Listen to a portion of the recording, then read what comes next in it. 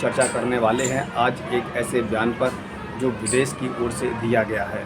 जी हाँ, विदेश की ओर से उस बयान ने भाजपा की नींद निश्चित उड़ाई होगी, क्योंकि भाजपा जिस तरह से भारत के अंदर कांग्रेस की गणना या कांग्रेस के कार्यों को दबाने का जो लगातार कोशिश कर रही है, कांग्रेस के नेताओं को लगातार जिस तरह से बदनाम करने की कोशिश की जा रही है, जिस तरह से लगातार कांग्रेस को निशाने पर रखे हुए हैं भाजपा के लोगों के लिए, वास्तव में ये बयान नींद उड़ाने वाला है।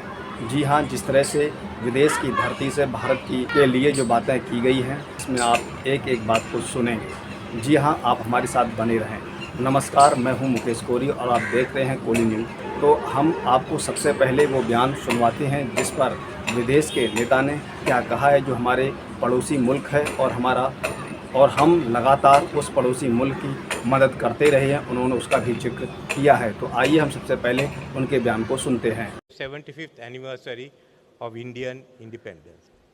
Yesterday, I was listening, thanks to the YouTube, to the speech made by Pandit Nehru on the day of independence, the tryst with destiny. And there was one passage which I thought I should quote here.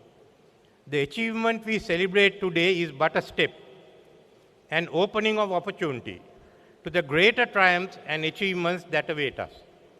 Are we brave enough and wise enough to grasp this opportunity and accept the challenge of the future? India grasped it. The way forward was shown by no other than Pandit Nehru. What you grasp, you are reaping today. India today is becoming a world power, and it is still on the rise.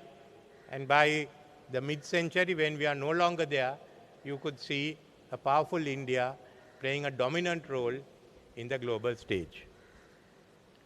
That itself is a tribute to Pandit Nehru. Diverging from my speech, it just reminds me of a tribute paid to him by one of India's leading politicians and one of his opponents, Prime Minister Vajpayee.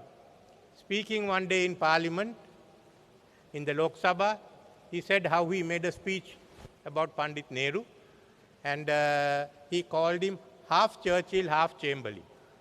That evening, he met Pandit Nehru at a dinner, and Pandit Nehru came up to him and said, "You made a very robust speech," and tapped him on the back and went off. That, he said, was the sign of greatness of Pandit Nehru. There's something more that we in Sri Lanka must mention. जैसा कि आपने सुना, ये श्रीलंका के राष्ट्रपति हैं रानिल विक्रमसिंघे। जी हाँ, इन्होंने जिस तरह से यूट्यूब को धन्यवाद देते हुए कहा है, उन्होंने कहा है कि यूट्यूब पर उन्होंने भारत के प्रथम प्रधानमंत्री श्री पंडित जवाहरलाल नेहरू का जो भाषण सुना था, वास्तव में बहुत बड़ा भाषण है, उसकी भी उन्होंने यहाँ प्रशंसा की है, यूट्यूब को बधाई दी है। जिस तरह से भारत के 75वें स्वतंत्रता दिवस पर श्रीलंका के राष्ट्रपति रानिल विक्रमसिंघे जी ने जो बात की है कि भारत के अंदर जो बीज कांग्रेस या भारत के प्रथम प्रधानमंत्री पंडित जवाहरलाल नेहरू ने बोया था, आज वो बीज एक वृक्ष के रूप में बन गया है। भारत वैश्विक स्तर पर एक नई दिशा की ओर बढ़ रहा है, जो आगे चलकर एक बहुत बड़ा वैश्विक स्तर में उसका एक भागीदारी होगी। श्रीलंका के राष्ट्रपति रानिल विक्रमसिंघे ने जिस तरह से भारत के प्रथम प्रधानमंत्री श्री पंडित जवाहरलाल नेहरू के ऊपर जो बात की है, वास्तव में भाजपा के लिए नींद उड़ाने वाली है। जिस तरह से उन्होंने पूरा भाषण इंग्लिश में दिया है और जिस तरह से उन्होंने पंडित जवाहरलाल नेहरू का कई बार नाम लिया है और बताया भी है कि जो बीज कांग्रेस ने बोया था, आज वो बीज एक वट वृक्ष का रूप ले चुका है। जी हाँ, वास्तव में सत्य भी है। अगर कांग्रेस ने शुरू में देश को कुछ ना दिया होता, जो आज लोग भारत के अंदर कह रहे हैं कि 75 साल के बाद भारत के अंदर अमृत महोत्सव मनाया गया है, जो एक वास्तव में आज़ादी है। तो आपने लाल किला के प्राचीर से सुना कि देश के अंदर 75 साल के बाद क्या क्या हुआ, और 25 साल तक के गाथा को भी आपने सुना, जिस तरह से देश को एक मुंगेरी लाल सपने की तरह पुरोने का प्रयास किया। आपने देखा कि उस मंच पर खड़े होकर हमारे देश के प्रधानमंत्री जी ने हमारे देश के पूर्व प्रधानमंत्रियों के विषय पर कोई खास चर्चा नहीं की, कोई खास संबोधन नहीं दिया। साथ ही हमारे देश के प्रधानमंत्री जी ने ना रोजगार की बात की, ना महंगाई की बात की, ना सुरक्षा की बात की, ना आतंकवाद की बात की। और जिस तरह से उन्होंने कहा था पिछले कार्यकाल में 2022 अगस्त तक भारत के प्रत्येक नागरिक के पास अपना खुद का पक्का मकान होगा, ना उसका कोई यहाँ आंकड़ा या विश्लेषण दिया गया। और जिस तरह से उन्होंने नारी सम्मान की भी चर्चा की, और वही नारी सम्मान का अगर कोई अपमान अगर कोई करता है तो वो उनके लोग होते हैं।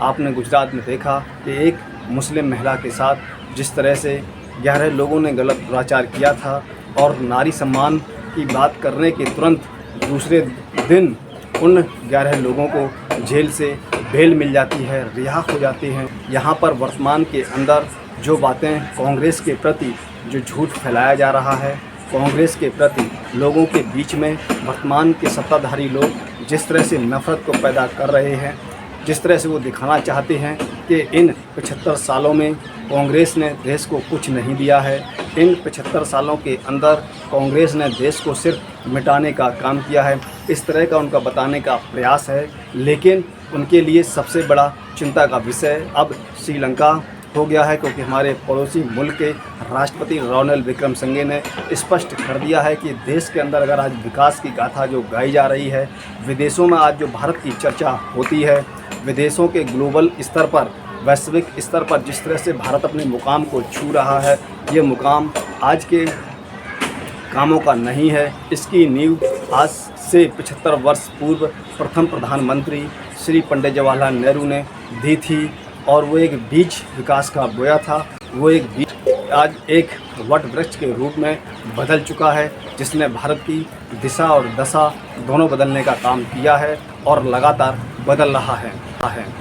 तो इस तरह से ये बयान श्रीलंका के राष्ट्रपति के द्वारा प्रथम प्रधानमंत्री पंडित जवाहरलाल नेहरू जो कांग्रेस से संबंधित थे के प्रति दिया गया बयान वास्तव में भाजपा की नींव उड़ाने वाला बयान है। इस पर आपकी क्या राय है? आप अपनी राय ज़रूर दें, और राय देने के साथ खबर को लाइक करें और अधिक से अधिक शेयर करें, जिससे जानकारी अधिक से अधिक लोगों तक पहुंच सके। हमारा छोटा सा निवेदन है कि राजनीतिक खबरों से अपडेट रहने के लिए आप हमारे चैनल को सब्सक्राइब ज़रूर करें। सब्सक्राइब करने के साथ बेल आइकन को भी प्रेस कर दें, जिससे हमारी पड़ने वाली प्रत्येक अपडेट सबसे पहले आपको प्राप्त होगी। हम फिर मिलेंगे एक नई खबर के साथ, तब तक आप हमको इजाज़त दीजिए। जय भारत।